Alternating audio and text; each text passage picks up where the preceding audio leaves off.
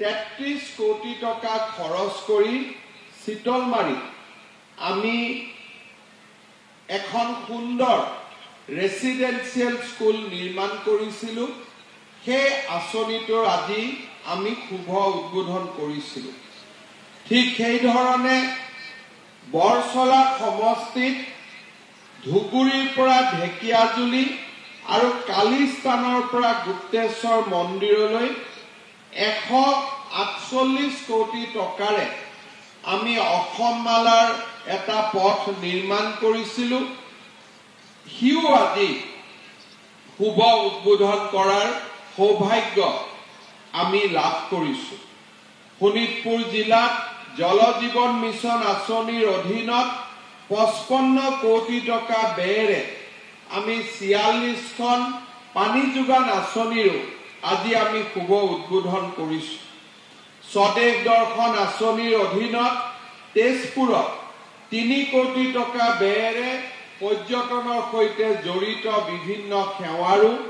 আজি আমি শুভ উদ্বোধন কৰিছো ইয়াৰ উপৰিও 5 কোটি টকা ব্যয়েৰে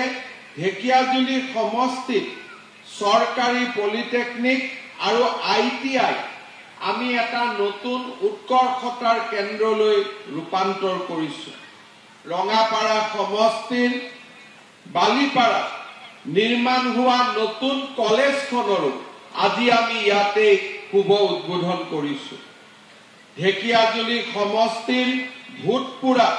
10 কোটি টকা ব্যয়েৰে নিৰ্মাণ হোৱা ষ্টেডিয়ামটোৰো আজি আমি শুভ উদ্বোধন কৰিছো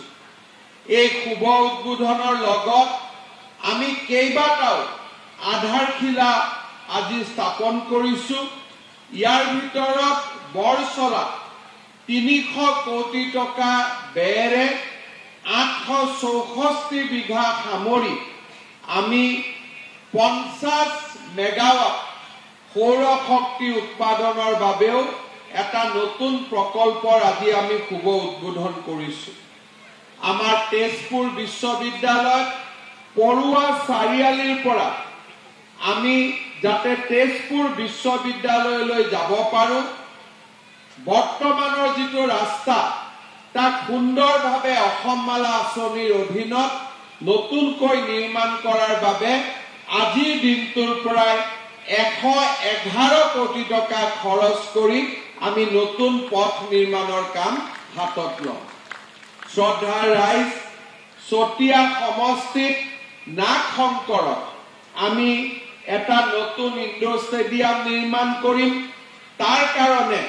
আজি আমি 10 কোটি টকাৰ প্ৰকল্পৰো শিলান্যাস কৰিছো